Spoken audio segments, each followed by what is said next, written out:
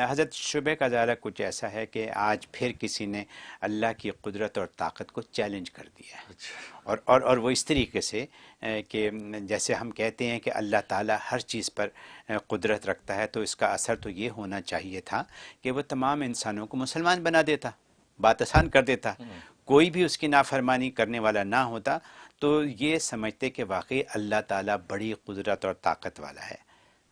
آپ اس کے بارے میں کیا فرمائیں گے؟ یعنی چیلنج ہے کہ اگر قدرت اور طاقت ہے تو سب کو مسلمان کیوں نہیں بنا دیا اس نے؟ فرمائیے آپ۔ بقیہ ویڈیو دیکھنے سے پہلے ویڈیو کو لائک کریں، رحم ٹی وی چینل کو سبسکرائب کریں اور بیل آئیکن پر کلک کریں۔ شکریہ۔ بڑی دور کی کوڑی لایا جی بھائی، اس کو اللہ تبارک و تعالیٰ نے سارے ملائکہ، رجال غیب اور جتنی مخلوقات غیب کی سارے ملائکہ کو، فرشتوں کو اللہ نے اپنا تابع فرمان بنا رکھا ہے، ایک اشارے پہ چلتے ہیں، اور فرشتوں کی تعداد تو انسانوں سے اتنی زیادہ ہے کہ انسان سوچ بھی نہیں سکتے، تو کیا اس سے اس کو قدرت سمجھ نہیں آئی اللہ کی؟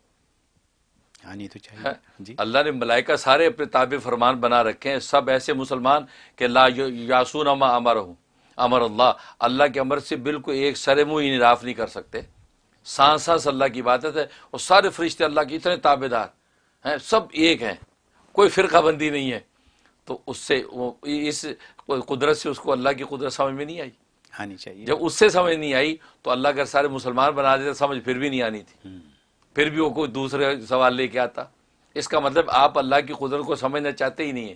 اگر اللہ کی قدرت کو سمجھنا چاہتے تو ملائکہ جو اللہ نے اپنے سارے تابع کر لیے ہیں اسی سے آپ سمجھ جاتے کہ اللہ قادر ہے، اور جب اللہ قادر ہے اور یہاں باوجود قدرت کے مسلمانوں کو، انسانوں کو ایک مسلمان نہیں بنا رہا، تو اس کے اندر پیچھے کوئی حکمت ہے یقیناً۔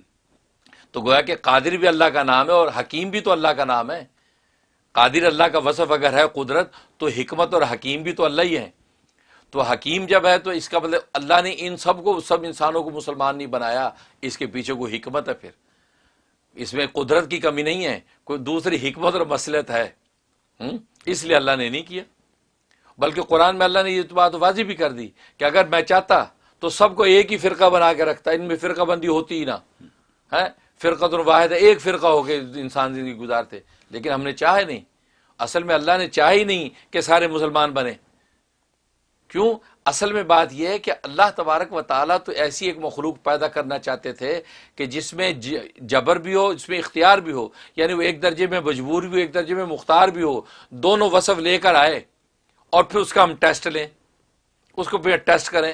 کیونکہ تابع بنانا تھا تو ملائکہ پہلے سے تابع تھے، بلکہ مزے کی بات تبھی تو فرشتوں کا اعتراض ہوا تھا کہ آپ بابا آدم کو کیوں بنا رہے ہیں؟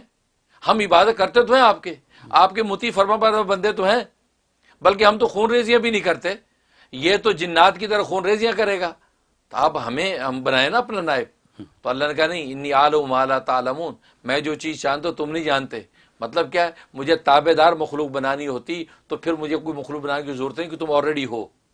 مجھے مخلوق ایسی بنانی ہے کہ جس کے اندر تابعیت کا وصف بھی ہو اور جس میں خود مختاری بھی ہو، پھر میں دیکھوں کہ کون ہے جو تابعیت کے راستے پہ چلتا ہے، کون ہے جو خود مختاری دکھا کے جب وہ میرے ساتھ مقابلہ کرتا ہے۔ تو میں تو یہ ٹیسٹ کرنا چاہتا ہوں، ٹھیک ہے نا؟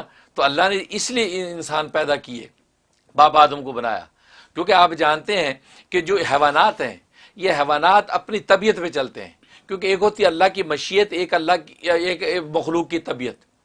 تو جو حیوانات ہیں وہ چلتے ہیں اللہ تبارک و تعالیٰ کی پیدا کی طبیعت پر، جو ان کی طبیعت میں آتا ہے وہ ادھر منہ مارتے ہیں، طبیعت میں پی لیا، طبیعت میں کھا لیا، طبیعت میں جفتی کر لی، تو طبیعت پہ چلتے ہیں۔ اور دوسری مخلوق ہے اللہ کی مشیت، تو مشیت پہ چلنے والے ملائکہ ہیں، اللہ کی مشیت پہ چلتے ہیں، اللہ کی مشیت کے بغیر قدم بھی آگے نہیں بڑھاتے، بالکل ایک ایک چیز اللہ کے امر پر منتظر، تو یہ اللہ کی مشیت پر چلتے ہیں۔ اب ایک تیسری کیٹیگری رہ گئی تھی کہ ایک ایسی مخلوق اللہ بنائے جس میں اللہ کی مشیت بھی چلے، اپنی طبیعت بھی چلے، دونوں اکٹھی ہو جائیں۔ یہ انسان ہے۔ انسان میں اللہ نے اپنی مشیت کا وصف بھی رکھا ہے کہ وہ اللہ کے منشا کو مان کر نماز میں کھڑا ہو جاتا ہے، اس کے اندر طبیعت بھی رکھی ہے، اس کے اندر شہوت اٹھتی ہے تو وہ حلال یا حرام سے اپنی شہوت بھی پوری کرتا ہے، تو انہیں دونوں وصف رکھے ہیں۔ تو یہ ایسی مخلوق بنانا مقصود تھی اللہ کی حکمت کے تحت کہ جس کے اندر دونوں وصف ہوں، تو پھر اس کو کہہ دیا جائے کہ دیکھو تمہیں یہ بھی خوبی ہے، یہ بھی خوبی ہے، اب تم نے چلنا کیا ہے؟ تم نے اللہ تبارک و تعالیٰ کے منشا پر چلنا ہے۔ اب وہ اللہ کی مشیت چاہتی کہ نماز کے لیے کھڑا ہو، طبیعت چاہتی نہیں گناہ کی طرف جائے، اب یہ وہ مقابلہ کرے گا، اب مقابلہ کر کے طبیعت کو مار کے وہ اللہ کی نماز میں کھڑا ہو جاتا ہے۔ صبح فجر کی نماز اذان دی منادی نے، اب گرم گرم کمبل لپیٹا ہوا ہے، طبیعت چاہتی ہے یار سو جاؤں، لیکن اللہ کی مشیت چاہتی ہے کہ حی علی الصلاۃ، آؤ نماز کی طرف، حی علی الفلاح، آؤ کامیابی کی طرف، تو وہ اللہ کا منادی پکار رہا ہے، تو وہ سوچتا کہ نہیں یار اللہ کا منادی، اللہ کی مشیت، وہ کمبل پھینکتا ہے، ٹھنڈے پانی سے وضو کر کے نماز میں کھڑا ہو جاتا ہے۔ تو اللہ کہتے ہیں دیکھو اس کا وہ مقام ہو گیا جو ملائکہ کا بھی نہیں، ملائکہ آسمان سے اتر کے مصافحے کرتے ہیں ایسی مسلمان کو کہ یار کمال کر دیا، ہماری تو اللہ نے نیچر ہی ایسی بنائی ہے کہ اللہ نے ایسا تابع کر لیا ہے کہ بس روبوٹ کی طرح اب ہم اللہ کی مشیت سے ہٹ نہیں سکتے۔ لیکن کمال تو نے کیا ہے کہ اپنے نفس کے جال کاٹ کے تو نے نفس کی گردن پہ پہلا قدم رکھا ہے، تو دوسرا قدم تیرا جنت میں۔ تو اللہ کو اصل میں بلند بنانا یہ مقصود تھا، اس میں قدرت کی بات نہیں۔ قدرت کی اگر بات ہے تو ملائکہ جو آلریڈی بنا چکے ہیں، اور ان کی اتنی تعداد ہے کہ انسان اور جنات بھی اکٹھے ہو جائیں تو ان تعداد کو پہنچ نہیں سکتے، تو وہ سارے اللہ نے اپنے قابو میں رکھے ہوئے ہیں۔ تو پھر انسانوں کو قابو رکھنا کون سا مشکل کام تھا، لیکن اللہ کو رکھنا ہی نہیں تھا، اللہ کو ان کو خود مختاری بھی دینی تھی اور بے بس بھی رکھنا تھا۔ اس طرح کر کے یہ ٹیسٹ بنانا تھا، کیونکہ دنیا جو ہے اس کے نیچر کو سمجھنے کی ضرورت ہے کہ یہ دنیا دارالابتلاء ہے، یہ ایگزامینیشن ہال ہے، اللہ نے امتحان کے لیے اللہ نے 60-70 سال کی زندگی دے دی ہے۔ یہ ٹیسٹ دینے کے بعد آخرت میں آؤ، وہاں تمہارے پرچے کے نمبر لگیں گے، پھر جنتوں کے اندر سجائے جاؤ گے یا جہنم میں جلائے جاؤ گے۔ سبحان اللہ، یہ وجہ یہ تو اللہ کی حکمت ہے، بس اگر یہ سمجھ لے تو یہ سوال کا جواب مل جائے۔ بالکل۔ بہت خوب، بہت خوب، بہت شکریہ۔